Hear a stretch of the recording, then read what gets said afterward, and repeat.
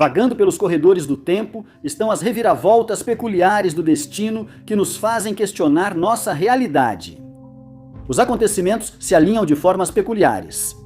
Padrões se formam e uma simetria mórbida domina a escuridão, cada um ecoando o humor sombrio e distorcido do universo. O interior da Austrália é um dos últimos lugares onde alguém gostaria de desaparecer.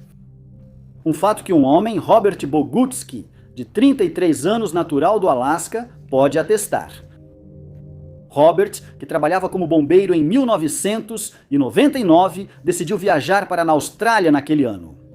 E enquanto estava lá, ele queria explorar o famoso e muito perigoso Outback, uma região árida da Austrália que tirou a vida de muitas pessoas ao longo dos anos devido ao seu terreno implacável e às temperaturas extremas.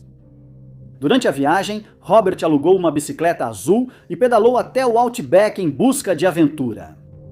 Mas em certo momento, ele se perdeu totalmente. E para piorar, ninguém fazia ideia de que ele havia desaparecido, então ninguém estava procurando por ele. Então, um dia, um grupo de turistas que viajava pelo Outback ficou surpreso ao se deparar com uma bicicleta azul que já tinha visto dias melhores. Ao notarem que ela estava fora de lugar, decidiram avisar as autoridades caso fosse de alguém desaparecido. Quando a polícia chegou, encontrou a bicicleta, roupas de cama, roupas masculinas e, o mais preocupante, várias garrafas de água vazias. Eles concordaram que era um lugar muito estranho para alguém abandonar uma bicicleta, e por isso começaram a analisar os casos de pessoas desaparecidas que haviam sido registrados recentemente. Um vídeo que foi disponibilizado ao público mostra a bicicleta, um monte de roupas e as garrafas de água que foram deixadas em uma área gramada. Ao vasculharem a área, investigadores acharam pegadas indo para leste, afastando-se da bicicleta, o que aumentou a preocupação, pois levavam direto ao grande deserto arenoso, onde sem água ninguém sobreviveria por muito tempo.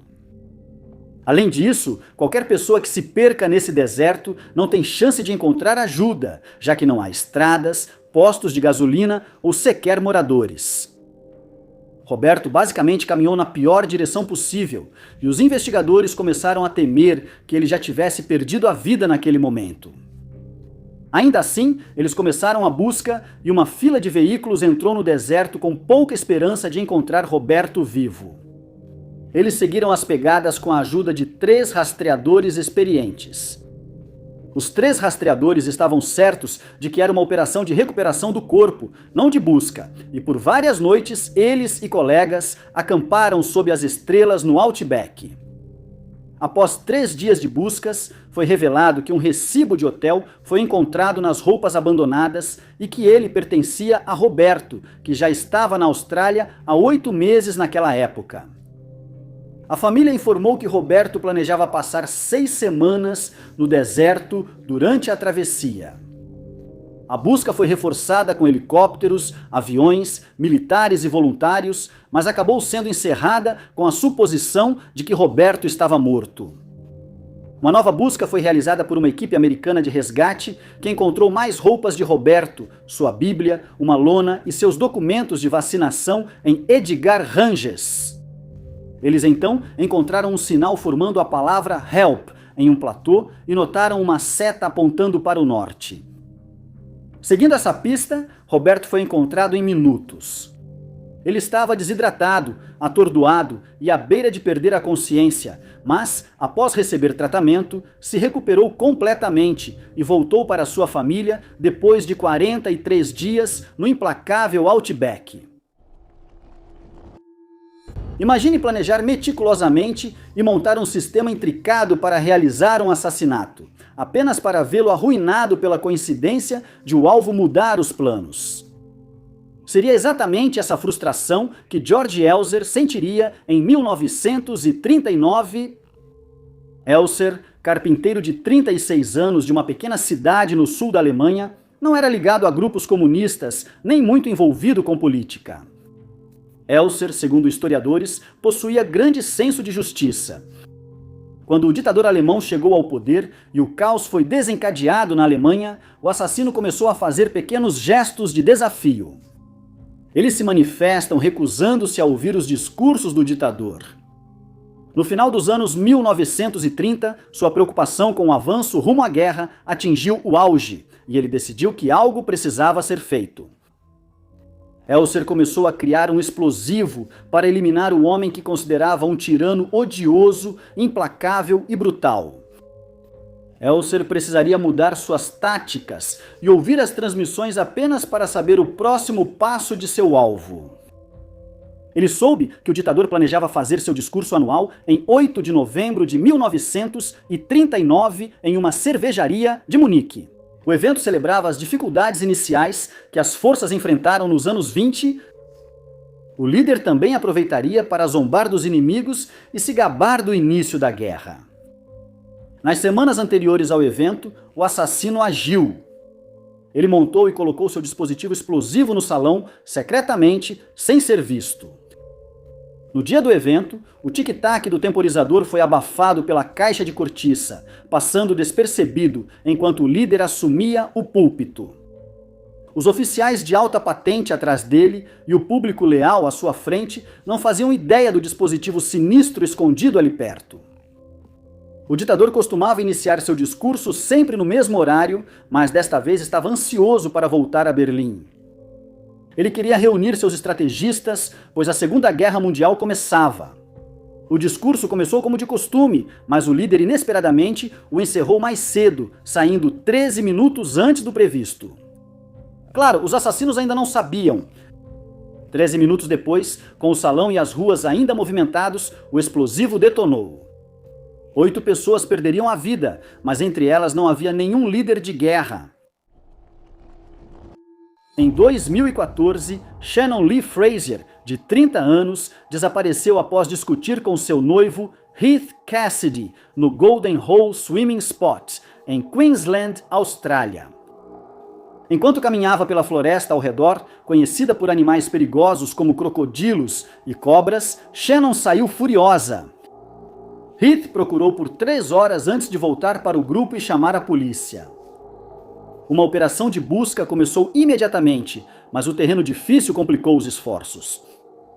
Após 800 horas ao longo de 15 dias, a busca foi encerrada e presumiu-se que Shannon havia morrido devido a um ataque de animal selvagem ou exposição. Mas apenas um dia depois, o fazendeiro de bananas Brad Finch viu Shannon sair da floresta perto do Piscina Natural. Ela estava com queimaduras graves de sol, mas aliviada. As autoridades a levaram ao hospital em Louisville. Shannon supostamente sobreviveu bebendo água, pescando peixes e ocasionalmente comendo insetos, o que resultou em uma perda de peso de 17 quilos, desidratação e pés cheios de bolhas e farpas. Ela disse que sobreviveu por pensar nos filhos. Em certo momento, uma forte queimadura solar a fez ficar deitada no rio por 3 dias para aliviar a pele. Apesar da suspeita inicial da polícia de que fosse uma farsa, o estado em que ela foi encontrada fez desistirem de acusá-la. Jefferson Davis, nascido no condado de Christian, Kentucky, serviu como presidente dos Estados Confederados da América durante toda a sua existência na Guerra Civil Americana, que começou em 1861 e durou 4 anos. A presidência de Jefferson teve decisões controversas, eventos marcantes, mas também foi ofuscada por uma coincidência que parecia sempre segui-lo. Foi em 1862 que ele decidiu embarcar em uma viagem pelos territórios confederados, onde visitaria vários postos de comando. Sua viagem o levaria a Virgínia, Tennessee e Mississippi. Davis, supostamente, visitaria Fredericksburg, Virgínia, no início de dezembro e partiria para o Tennessee dias depois. Após sua partida da região, a Batalha de Fredericksburg irrompeu e durou vários dias, tornando-se a maior e mais fatal batalha da Guerra Civil. Ela resultou na perda de quase 200 mil combatentes, a maior perda de vidas causada por qualquer confronto da Guerra Civil. O lado confederado venceu a batalha, com o exército da União sofrendo mais de 12.500 baixas. Enquanto pessoas perdiam suas vidas aqui durante um período de 4 dias, Davis estava em Murfreesboro, Tennessee, onde visitava as tropas estacionadas lá. Ele chegou a Murfreesboro no dia 12 de dezembro e novamente partiu após alguns dias para seu próximo destino, no Mississippi. Menos de 3 semanas depois, a grande batalha conhecida como Batalha de Stones River, também chamada de Segunda Batalha de Murfreesboro, começou. Ela começou em 31 de dezembro e durou até o início de janeiro de 1863. O conflito foi sangrento e desta vez foi o lado da União que venceu. A vitória elevou o moral deles no norte e deu aos federais o controle do centro do Tennessee. Entre as batalhas da Guerra Civil, a Batalha de Stones River teve a maior porcentagem de baixas dos dois lados. No meio de maio, Davis foi para Richmond, onde discutiu a defesa da Confederação com Robert E. Lee e James Longstreet.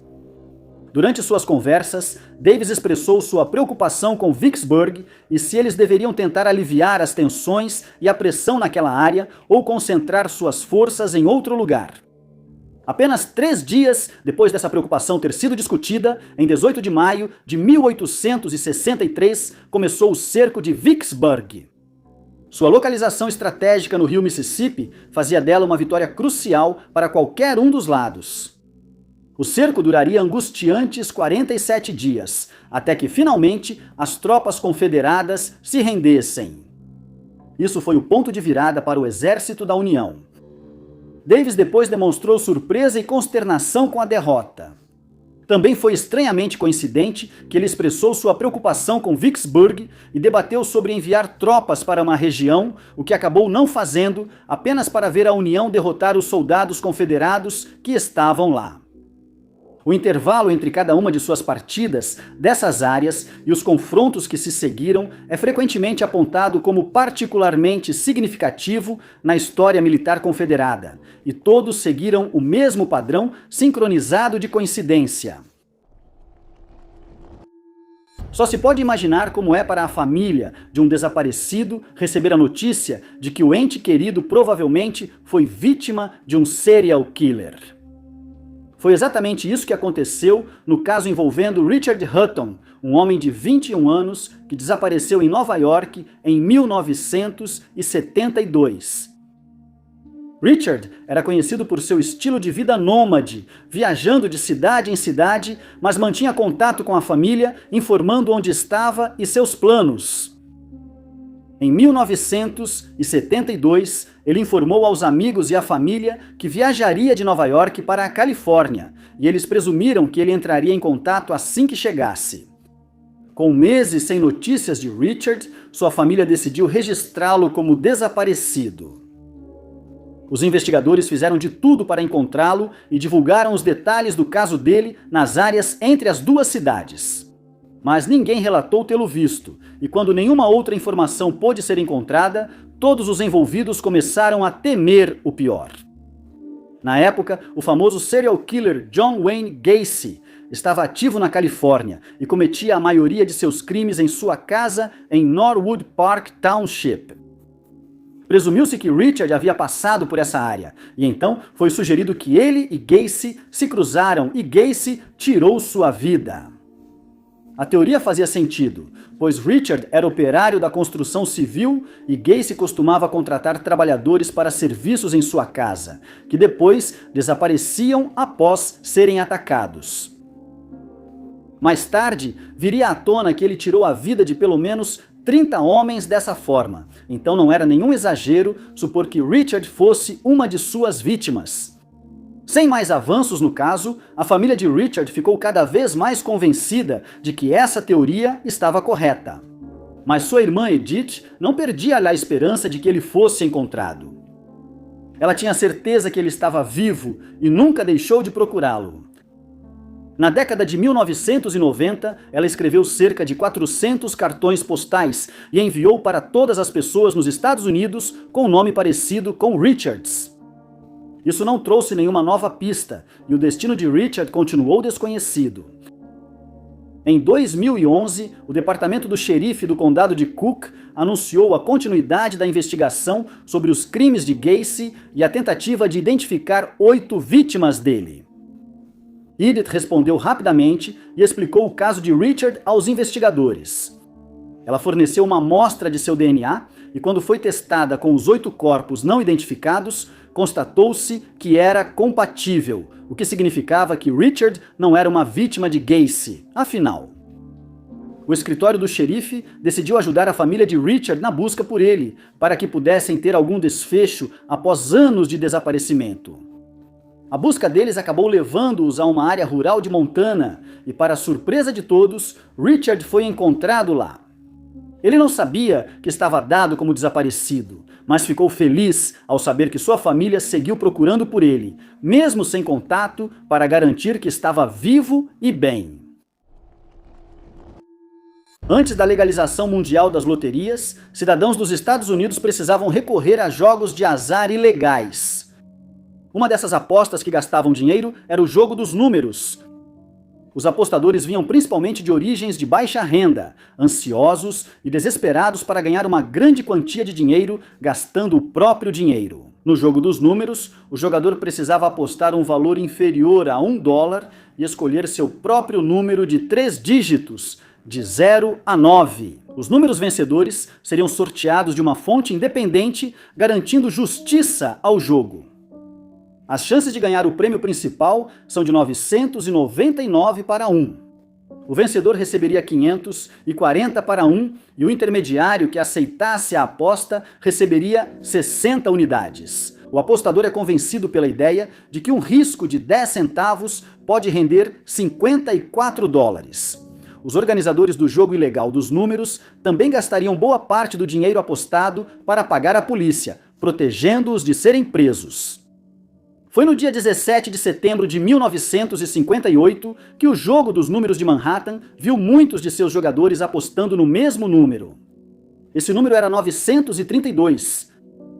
Quando divulgaram os dígitos vencedores, muitos se chocaram ao ver que aquele número foi sorteado. Assim, milhares ganharam e os organizadores tiveram que pagar a todos. Muitos escolheram esse número porque ele aparecia com frequência nos jornais na época por um motivo trágico. 2 dias antes de as apostas nos números serem feitas, ocorreu um dos desastres ferroviários mais trágicos da história de Nova Jersey. No dia 15 de setembro de 1958, um trem de passageiros movido a diesel estava viajando pela Central Railroad. Ele saiu de Bay Head rumo a Jersey City. Os trens tinham que cruzar a ponte levadiça de 4 trilhos da Baía de Newark. Era nesse ponto do trajeto que o desastre ocorreria. Ao atravessar o trecho de 1,5 milha de trilhos, o trem deveria reduzir a velocidade para 22 milhas por hora, mas estava indo ao dobro dessa velocidade. Para piorar a situação, sem que os passageiros soubessem, a ponte levadiça estava parcialmente aberta para permitir a passagem de uma barcaça de dragagem. Os sinais foram acesos tarde demais e os esforços para parar o trem foram em vão. O trem em alta velocidade passou por 3 sinais e atingiu um dispositivo de descarrilamento, que deveria ser a última medida de segurança para impedir que o trem caísse na baía. Infelizmente, esse dispositivo automático também falhou, e 2 locomotivas caíram nas águas turvas a 12 metros de profundidade, seguidas logo depois por 2 vagões. Os vagões afundaram e na beira dos trilhos ficou pendurado o 3º vagão, número 932. 2 horas depois, ele tombou na água. Nessas 2 horas, a mídia invadiu a área e fotografou os destroços, com o número 932 pendurado de lado nos trilhos, pairando sobre as águas escuras. No dia seguinte, as imagens apareceram no Jersey Journal, no Daily News e na Associated Press, e 2 dias depois, no Jogo do Bicho. A cena sombria e os números estranhos se tornaram uma coincidência afortunada para os apostadores. Em abril de 1987, no condado de Maiyang, na China, Xixi Xiaorong desapareceu de repente. O açougueiro Teng Tang King Xiao foi interrogado e a polícia desconfiou quando ele não soube explicar o desaparecimento dela. Sem provas, investigadores suspeitavam do envolvimento de Tang. A teoria deles ganhou força após acharem restos mortais femininos não identificados em um rio próximo. A polícia logo presumiu que os restos eram de Xi. Documentos indicam que eles realmente os identificaram como sendo de Xi. Tang foi preso, mantendo sua inocência e negando ter conhecido Xi. Mas a polícia insistiu que Tang e Xi tinham sido íntimos à beira do rio e que Tang a matou depois que ela roubou seu dinheiro. Eles acreditavam que ele esquartejou o corpo, sugerindo que foi feito por um profissional como um açougueiro. Tang foi considerado culpado e condenado à morte após ser forçado a confessar um problema comum na China rural. Ele foi executado em 1989. O caso foi considerado encerrado até agosto de 2005, quando chegou a notícia chocante de que Xi havia sido preso por acusações relacionadas a drogas. Vivo? Ela contou que foi sequestrada no dia do desaparecimento e levada para Shandong, onde foi forçada a se casar. Ela confirmou que ela e Tang não se conheciam. Tang foi executado injustamente por um crime que não cometeu, embora ainda não se saiba se sua condenação foi anulada póstumamente. Rutherford B. Hayes, o 19º presidente dos Estados Unidos, foi o responsável por encerrar a reconstrução pós-guerra civil no Sul. Ele também tentou estabelecer novos padrões de integridade após 8 anos de corrupção em Washington, D.C. Hayes foi o único presidente a assumir o cargo por decisão de uma comissão especial de legisladores e juízes da Suprema Corte escolhidos para resolver disputas de votos eleitorais. Hayes governou de 1877 a 1881. 16 anos após o último ano de Hayes no cargo, William McKinley se tornaria o 25º presidente dos Estados Unidos. Sob sua liderança, os Estados Unidos iriam à guerra com a Espanha. Ele assumiu o poder em 1897 e apenas um ano depois conquistaria um império global que incluía Porto Rico, Guam e as Filipinas. Seu mandato durou até 1901.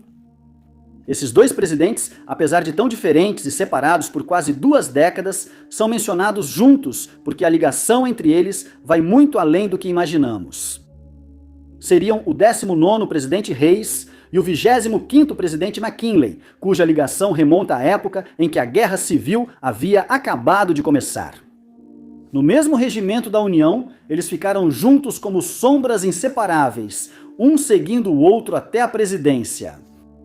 Hayes começou sua carreira na Guerra Civil no 23º Regimento de Infantaria Voluntária de Ohio como oficial. Não demorou muito para que ele conquistasse o posto de general, depois do que passou grande parte do seu tempo no oeste da Virgínia. Ele seria ferido lá pelo menos 4 vezes, com Hayes supervisionando 341 homens no regimento. Entre eles estava um soldado raso, que viria a ser William McKinley. Embora fosse apenas um entre centenas, McKinley chamou a atenção de Hayes depois de provar seu valor repetidas vezes no campo de batalha. Um momento notável ocorreu na Batalha de Antietam. Ao saber da bravura, o general sugeriu promover McKinley a 2º tenente. Os oficiais superiores fizeram isso, e ele passou a servir na equipe de Hayes. Quando a guerra terminou, McKinley já havia subido de patente e foi listado como major honorário por sua bravura e serviço distinto. Após servir a Hayes, o major passou a vê-lo como mentor e Hayes o considerava seu protegido. A partir daí, cresceu uma aliança política e pessoal para toda a vida, apesar das diferenças ocasionais. Um caso muito estranho aconteceu no país da Geórgia em 2007 e envolveu um pastor chamado Lasha Shupikashvili, que desapareceu em circunstâncias suspeitas. Em data não especificada, Lasha cuidava de ovelhas quando foi agredido por Alexei Bakutov por motivos desconhecidos.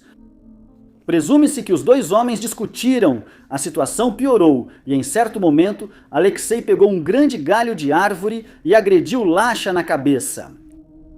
Quando ele não conseguiu entrar em contato com ninguém que conhecia por vários dias após a agressão, presumiu-se que ele havia desaparecido e um boletim de ocorrência foi aberto na polícia. Sem ser encontrado por investigadores e equipes de busca, presumiu-se que Alexei havia tirado a vida de Lasha e foi preso. O caso foi posteriormente agravado, pois acreditava-se que Alexei havia planejado o crime com antecedência e que ele havia se livrado dos restos mortais de Lasha após tirar sua vida. Curiosamente, nenhuma audiência formal ocorreu, mas o promotor solicitou ao Tribunal Distrital da Geórgia uma condenação imediata. Não era possível saber se Lasha havia morrido ou apenas desaparecido, pois nenhum corpo foi encontrado.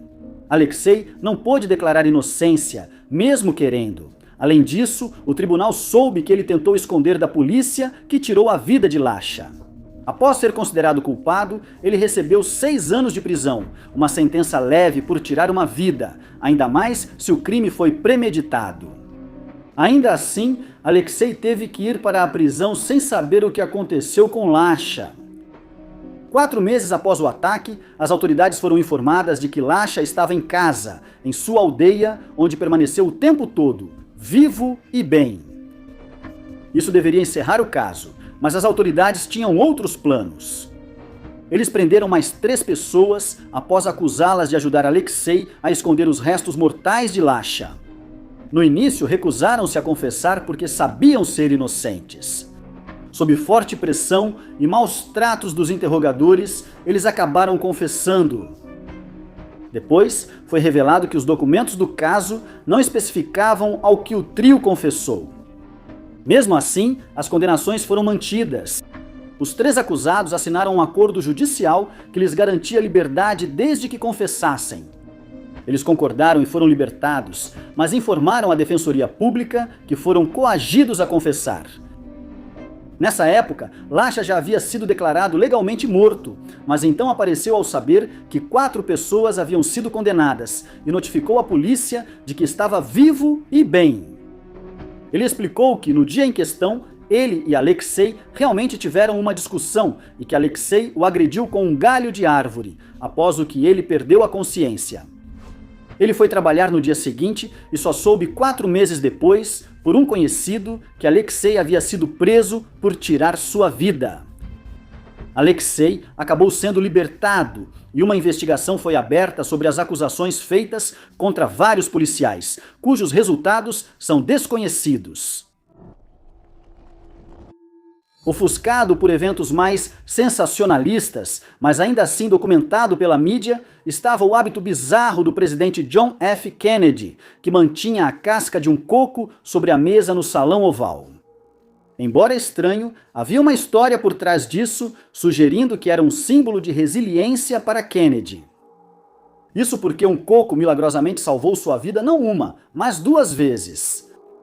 Era de madrugada, no dia 2 de agosto de 1943. Deslizando pelas águas estava um lancha torpedeira americana, número 109.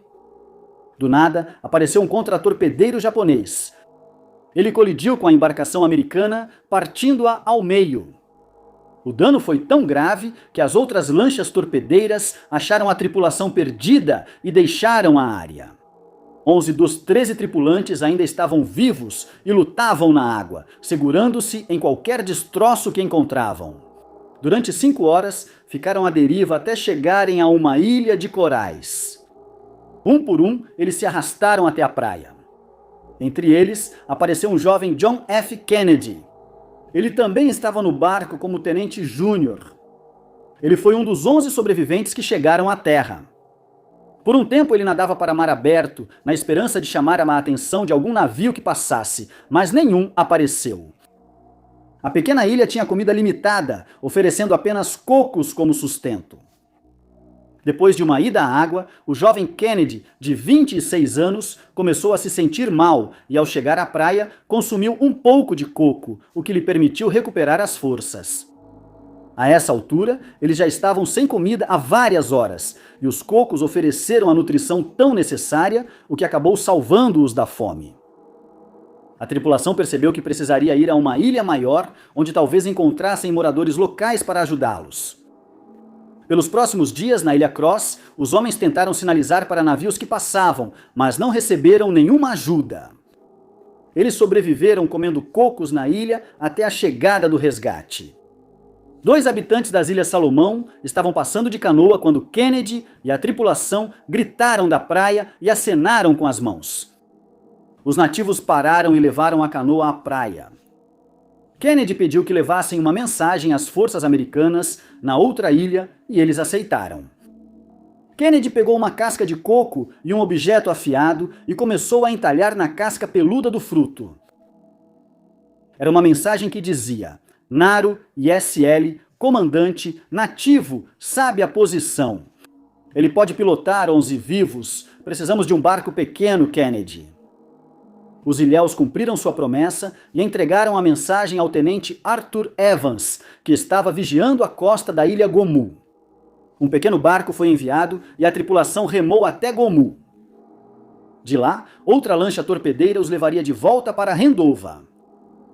2 décadas após essa aprovação, o Tenente Júnior foi eleito presidente dos Estados Unidos, o que talvez nunca tivesse acontecido se aquela mensagem não tivesse sido rabiscada em um dos meios mais improváveis: um coco.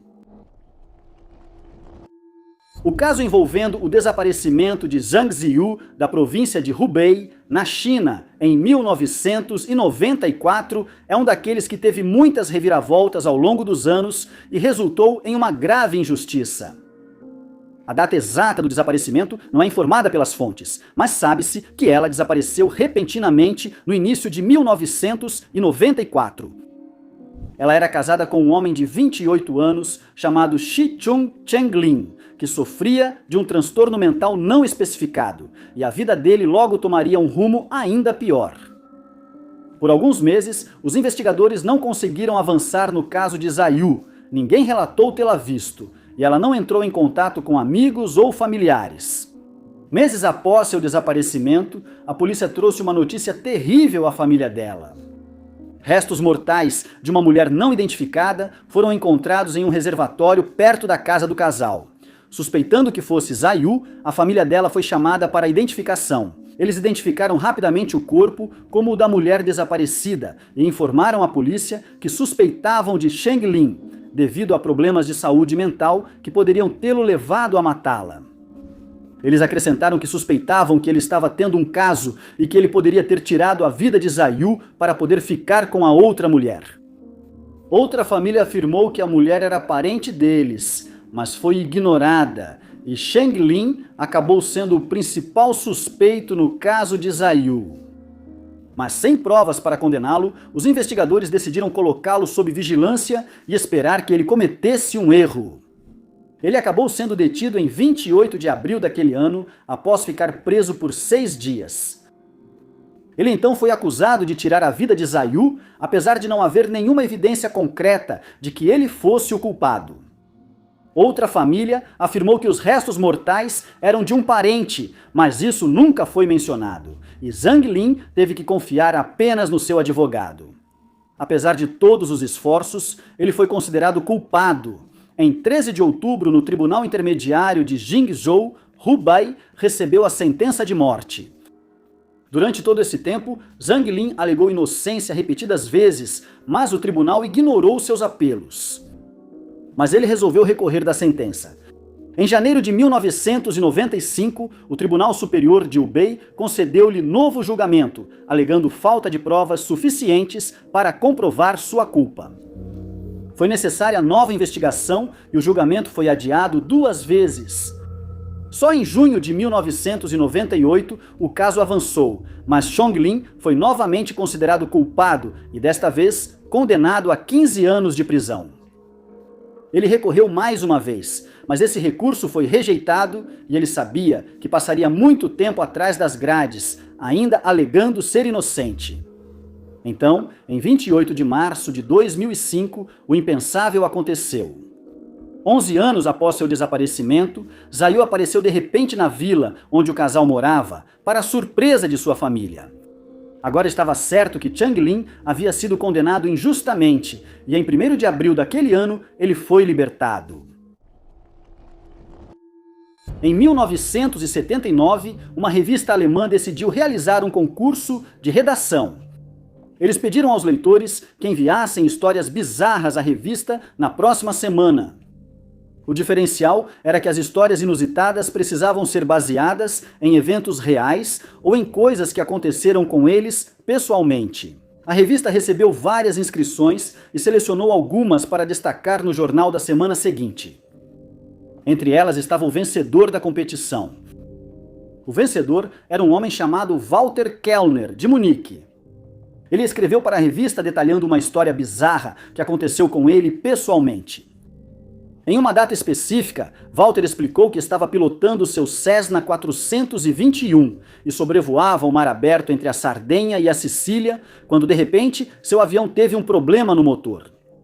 Sem conseguir corrigir o erro, Walter disse que foi forçado a pousar de emergência. O avião pousou suavemente no mar abaixo e o piloto conseguiu pegar o bote salva-vidas de emergência, no qual ele passaria bastante tempo depois. Por fim, os socorristas o avistaram e o retiraram da água. Walter sobreviveu à provação e pôde contar essa história milagrosa. No entanto, após a publicação do artigo, a revista se viu diante de alguns problemas legais. Alguém leu o jornal e achou a história incrivelmente familiar. Eles já tinham ouvido tudo aquilo antes. O leitor notou que seu amigo da Áustria viveu o mesmo acontecimento. Mas por que ele estaria participando de uma competição alemã para recontar a história? Quando lhe fizeram exatamente essa pergunta, o amigo também chamado Walter Kellner, da Áustria, começou a acreditar que havia um ato de plágio envolvido nisso. Ele escreveu ao jornal alegando que a história havia sido roubada dele, pois a mesma coisa lhe ocorrera.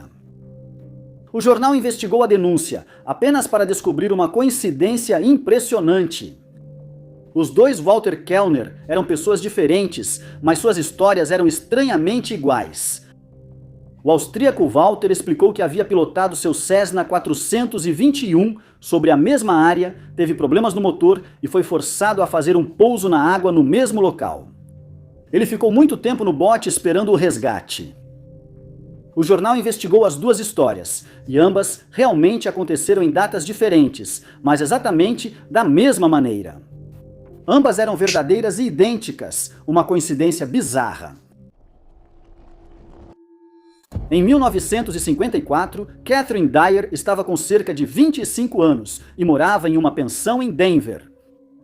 Não se sabe muito sobre a vida dela até aquele momento, mas sabe-se que no dia 26 de março daquele ano, ela não voltou para a pensão e uma investigação sobre o desaparecimento dela foi iniciada. Mas a polícia não conseguiu encontrar nenhum vestígio dela, e sem pistas sobre o que havia acontecido, a investigação ficou parada. 2 semanas depois, em 8 de abril, 2 caminhantes avisaram a polícia após encontrar algo perturbador durante uma trilha em um canyon em Boulder, Colorado. Quando a polícia chegou, encontrou os restos de uma mulher claramente atacada e jogada no canyon. Infelizmente, devido ao tempo que ela ficou no cânion e à presença de animais selvagens, não foi possível identificá-la imediatamente, mas foi determinado que ela tinha cerca de 25 anos, era loira e, em algum momento da vida, havia feito uma apendicectomia. Uma autópsia revelou que ela foi atacada e depois jogada no cânion, onde faleceu devido aos ferimentos. Nenhuma outra evidência foi achada e o agressor nunca foi identificado. Investigadores tentaram identificar a mulher comparando suas características físicas às de mulheres desaparecidas, mas não tiveram sucesso. O DNA e as impressões dentárias dela foram preservados na esperança de um dia revelarem sua identidade. Enquanto isso, 2 mulheres com características físicas parecidas foram identificadas como possíveis correspondências para a desconhecida.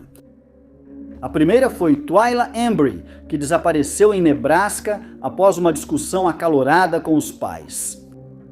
Ela só foi considerada desaparecida 1 ano depois e mais tarde sugeriu-se que fugiu para Los Angeles para escapar do pai abusivo. A segunda foi Catherine Ferrand Dyer. Foi revelado que ela estava na pensão durante o divórcio, motivado pela descoberta do caso com outro homem com quem engravidou. Seu então marido imediatamente a expulsou de casa, deixando-a desamparada, já que o homem com quem ela estava tendo um caso era casado. Ele se recusou a cuidar de Catherine e do filho, o que afetou seriamente seu estado mental. Quando não voltou à pensão, presumiu-se que Catarina tinha seguido com sua vida, mas a polícia continuou a procurá-la sem sucesso. Em determinado momento, seu marido foi apontado como suspeito de seu desaparecimento, mas acabou ficando evidente que ele não fazia ideia do que havia acontecido com ela. Os investigadores acreditam que Catherine era a mulher achada no cânion e sugerem que ela pode ter sido sequestrada ao pedir carona para a costa oeste. Então, em 2009, cuidadores que estavam tomando conta de uma mulher de 84 anos, chamada Bárbara, em Queensland, Austrália, estavam empacotando seus pertences, já que ela estava prestes a ser transferida para outro lugar, e encontraram uma antiga agenda de endereços que pertencia a Catherine. Eles pesquisaram esse nome na internet e, para sua surpresa, perceberam que Bárbara era Catherine, que estava desaparecida há 55 anos até aquele momento. Ela se casou de novo, fez novos amigos e iniciou uma nova vida bem-sucedida na Austrália. Durante a Guerra Civil Americana, uma figura de destaque ascendeu até se tornar líder militar confederado. John Brown Gordon não havia realizado muito durante seus primeiros 29 anos de vida. Ele frequentou a Universidade da Geórgia, mas não se formou. Ele deixou a advocacia para explorar minas de carvão no extremo noroeste. Gordon não tinha educação ou experiência militar, mas ao ser eleito capitão de um grupo de montanhismo, suas habilidades foram reveladas. Ele foi promovido de capitão a general de brigada, depois a general de divisão e, por fim, a tenente-general. Gordon participou de várias batalhas da Guerra Civil e depois virou herói. Afinal, o líder militar não tinha feito tão pouco assim. Além de ser um líder bem-sucedido, Gordon tinha mais uma conquista para adicionar à sua lista. Ele parecia ter 9 vidas. Foi essa figura da época da Guerra Civil que sobreviveu a várias tentativas de assassinato, uma das quais apenas por pura sorte. Em uma estrada rural rebaixada em Maryland, ele estava deitado no chão quando momentos antes estava de pé, orgulhoso e usando sua voz potente para motivar o 6º Regimento de Infantaria do Alabama. Ele permaneceu gritando para as tropas, mesmo ferido por balas perdidas em 2 membros.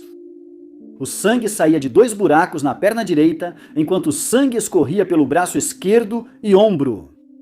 De repente, outra bala acertou o rosto de Gordon. Achando que era o fim, que sua vida tinha acabado, ele caiu no chão, de rosto na terra. Enquanto estava deitado ali, esperando dar seu último suspiro, o líder percebeu que, na verdade, aquele não seria seu último suspiro. Aconteceu que seu ferimento não era fatal e tinha passado longe tanto do cérebro quanto dos principais vasos sanguíneos. O que seria realmente fatal seria se afogar no próprio fluido vital.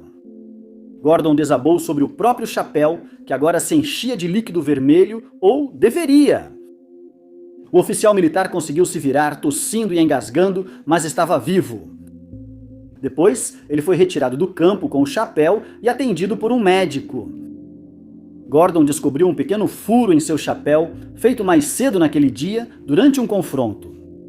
Foi exatamente esse furo que funcionou como um dreno, salvando sua vida.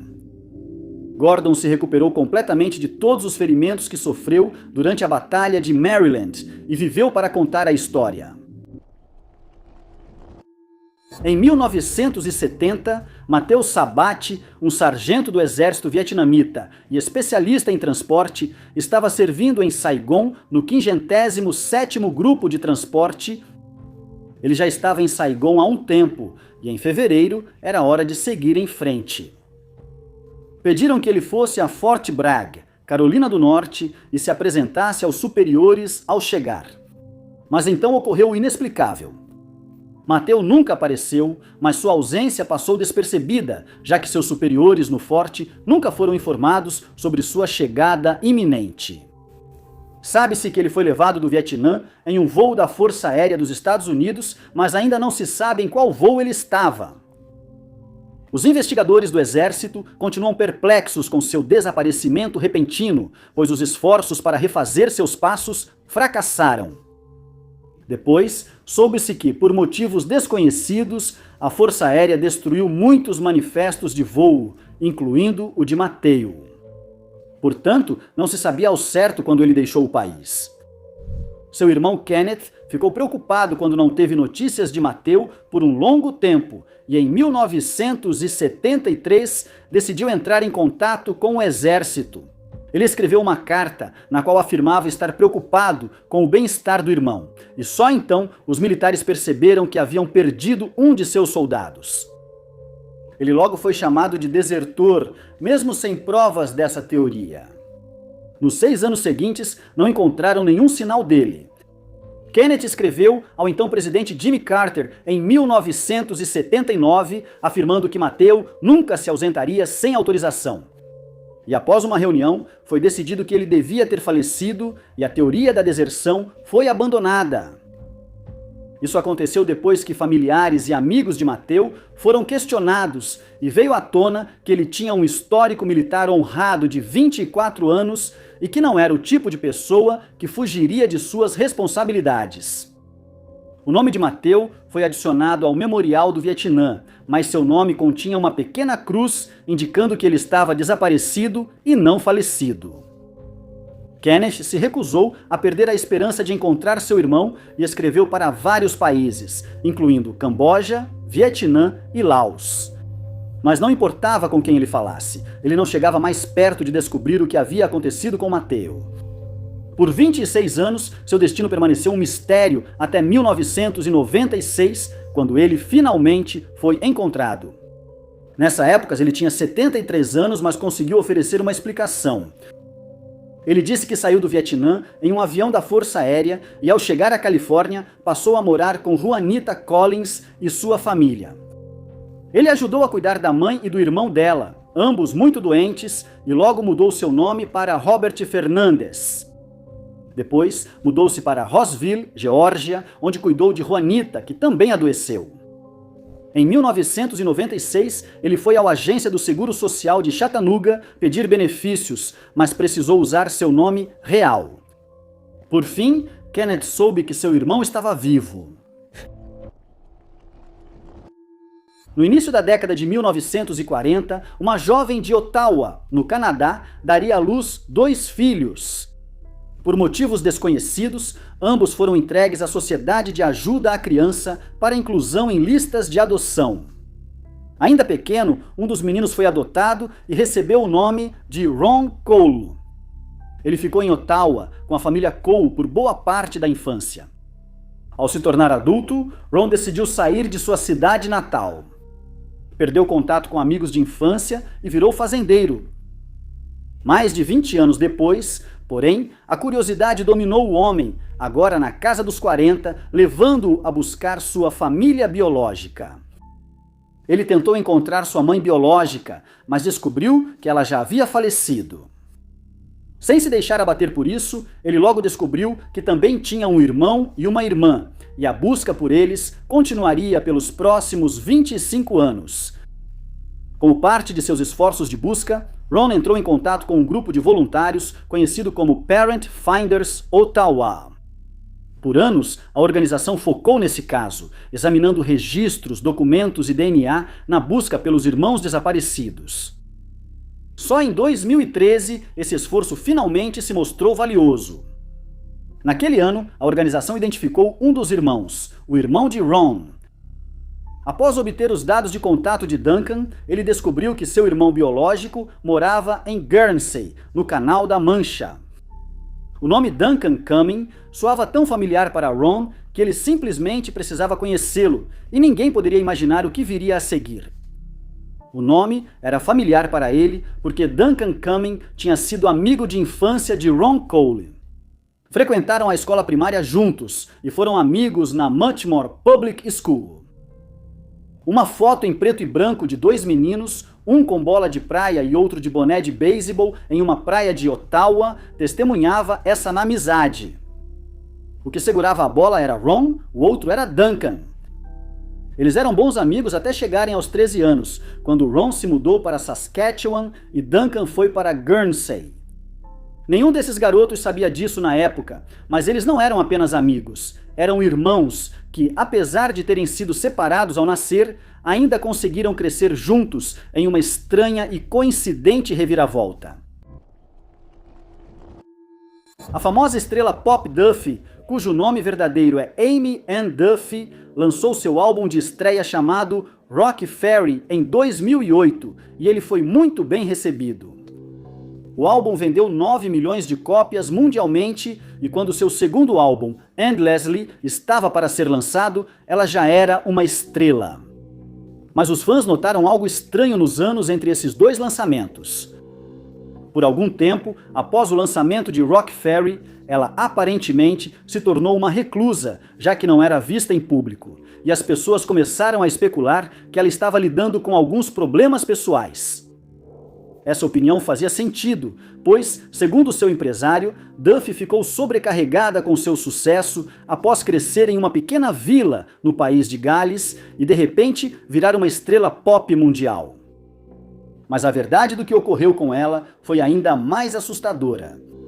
E em uma postagem que ela fez em seu site, Duffy explicou por que esteve ausente por tanto tempo. Ela não disse quando começou a sofrer, mas revelou que foi em seu aniversário, logo após lançar seu álbum de estreia. Naquele dia, ela jantava em um restaurante quando alguém colocou uma substância ilegal em sua bebida. Ela então foi sequestrada e mantida sedada por um mês inteiro. Ao recobrar a consciência, percebeu que estava em um país estrangeiro. A primeira coisa de que ela se lembra é de recobrar a consciência no banco traseiro de um carro. Ela foi levada a um hotel pelo sequestrador, que retornava ao quarto frequentemente para abusar dela. Ela temia pela própria vida e não tinha escolha a não ser obedecer às ordens do homem, como, por exemplo, só poder andar atrás dele. Em um momento, ela pensou em fugir do quarto do hotel enquanto o homem dormia, mas não tinha dinheiro para ir à próxima cidade e temia que ele a matasse se fosse pega. Então, sem explicação, ele disse a ela que voltariam para casa de avião. Eles embarcaram em um avião e viajaram de volta para o país de Gales. Depois disso, o sequestrador levou Duffy para a casa dela.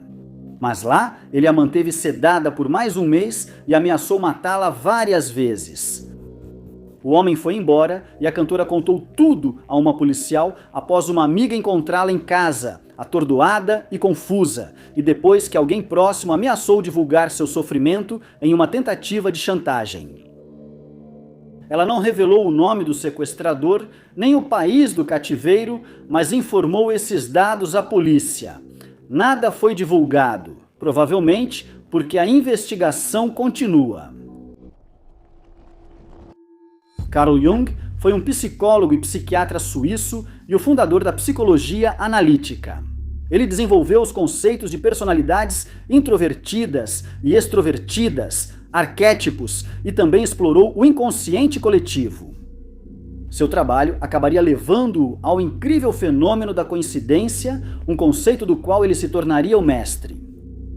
Ele falava de mundos internos e externos, da mente inconsciente e de uma conexão causal. Seriam exatamente essas ideias e ensinamentos que culminariam um dia no exemplo perfeito do que Jung queria dizer com sincronicidade. Uma coincidência significativa de dois ou mais eventos em que algo além da probabilidade do acaso está envolvido. Enquanto trabalhava como psicólogo, Jung estava tratando uma jovem descrita como muito instruída e séria. Um dia, ela foi ao consultório onde o médico notou que ela não buscava mudança psicológica. Jung percebeu que a única maneira de poder ajudá-la seria se algo inesperado e irracional acontecesse, permitindo que ele rompesse, ou ao menos suavizasse sua casca racionalista. Sentada na cadeira, a jovem contou ao psicólogo sobre um sonho peculiar da noite anterior. Ela explicou que no sonho uma joia lhe foi dada de presente. Ela explicou que a joia tinha a forma de um escaravelho dourado, uma peça valiosa. Jung estava familiarizado com o símbolo que estava sendo representado ali. O besouro era um símbolo egípcio que Jung acreditava estar relacionado não apenas com o fim de algo, mas também com a transformação. Enquanto ouvia, o psicólogo andava pela sala procurando por aquilo inesperado e irracional que ele procurava. Por fim, ele voltou para a cadeira e continuou ouvindo a história de sua paciente.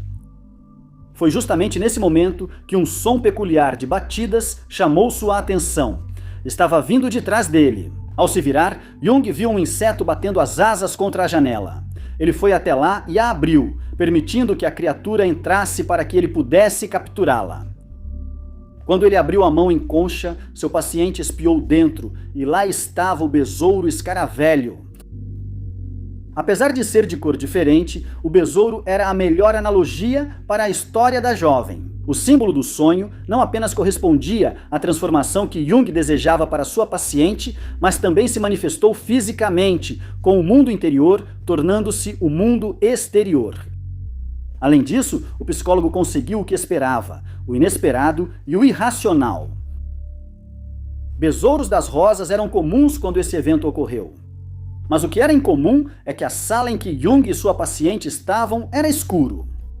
Tentar entrar em uma sala mal iluminada era considerado algo não característico para a espécie. Parecia que estava ali por um propósito. O evento aconteceria justamente com quem desenvolvia o termo e o entendimento, mostrando ainda mais sincronia.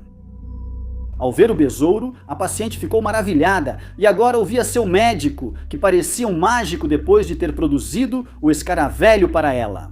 Suas defesas caíram e até permitiram que Jung encontrasse um exemplo de apoio para seus conceitos de arquétipo e do unus mundus para explicar tudo isso. Existem muitas figuras que dominam o nosso passado. Alguns foram heróis, outros foram traiçoeiros, trazendo escuridão ao mundo. Em algum lugar entre esses dois títulos está um general, um imperador e um tirano, a figura histórica dominante da Revolução Francesa do século XVIII, Napoleão Bonaparte. Após ganhar destaque durante esse período, ele foi nomeado imperador da França, posição que ocupou de 1804 a 1814 e depois novamente em 1815. Grande parte da história de Napoleão é dominada pelas guerras napoleônicas, que começaram em 1803 e terminaram em 1815, com sua morte. Mas não foram só guerras e batalhas que tornaram essa figura histórica famosa. Durante seu governo, o general enfrentou entre 20 e 30 tentativas de assassinato contra a sua vida. Isso incluiu tentativas de sequestro, ataques à sua carruagem e até uma caixa de rapé envenenada. A tentativa fracassada mais famosa, porém, foi uma que falhou por pura coincidência. O plano aconteceu em 1800, antes de Napoleão ter ascendido na hierarquia. O plano, apesar de ter sido tão bem elaborado e aparentemente à prova de falhas, seria frustrado por algo tão simples quanto uma troca de roupa e um motorista embriagado. No dia 24 de dezembro daquele ano, os conspiradores se reuniram para acertar os detalhes finais do plano.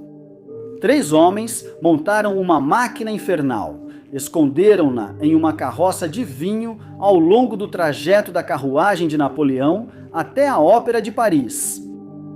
Para cronometrar a explosão, contaram com a ajuda de uma jovem garota. Eles disseram para ela vigiar a carroça e que quando visse a escolta da cavalaria, deveria segurar o cavalo.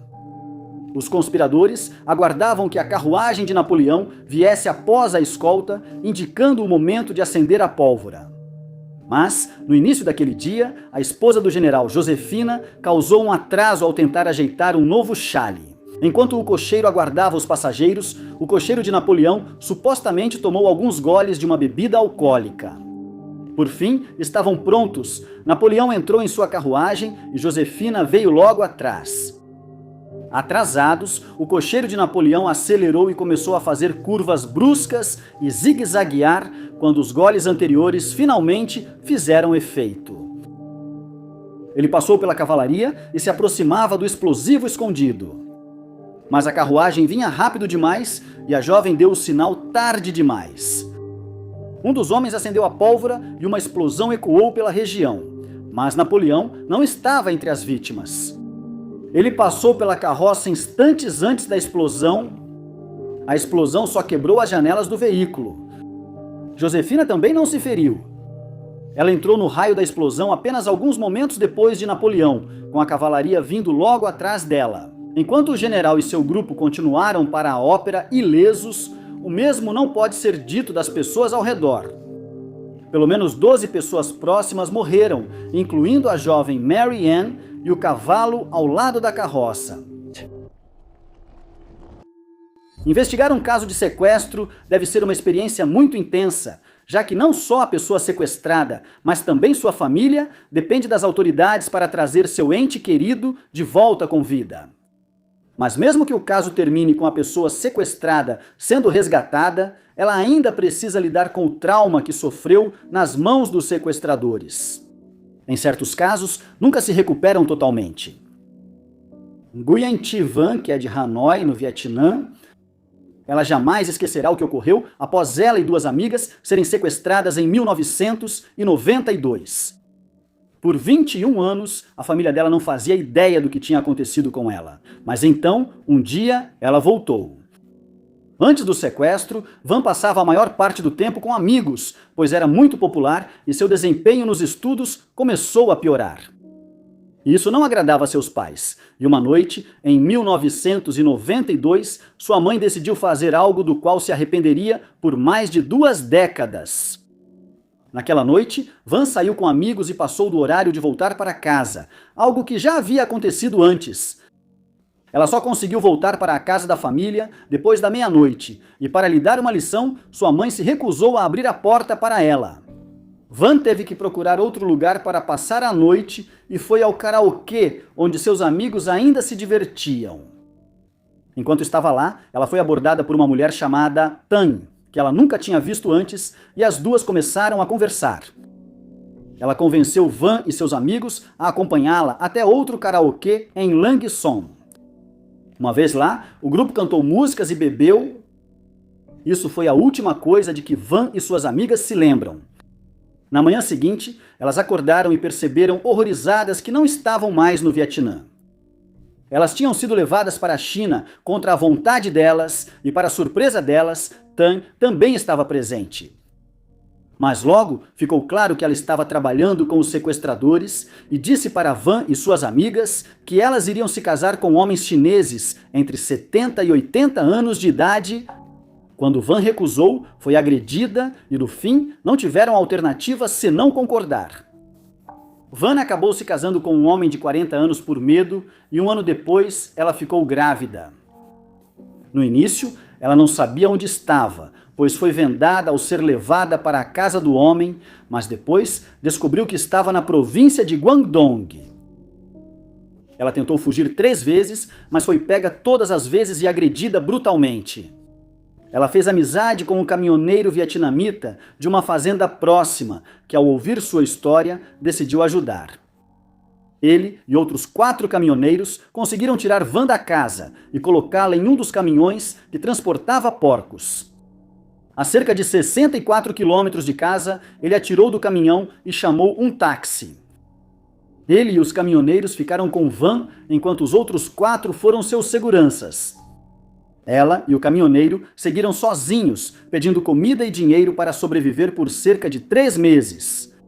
Então um dia, um taxista teve pena deles e transportou a dupla para o outro lado da fronteira sem cobrar nada. Já haviam se passado 21 anos desde que ela desapareceu e, de forma surpreendente, ela encontrou seu tio ao retornar para Hanoi. Naquele período, ela já fora declarada morta e sua família ficou eufórica ao saber que estava viva. Muito obrigado por assistirem. Se você gostou deste vídeo, não se esqueça de clicar no botão de curtir. Não se esqueça de se inscrever e ativar o sininho para ficar por dentro de todos os nossos próximos vídeos. Eu sou Top 5 Unknowns e vejo vocês no próximo vídeo.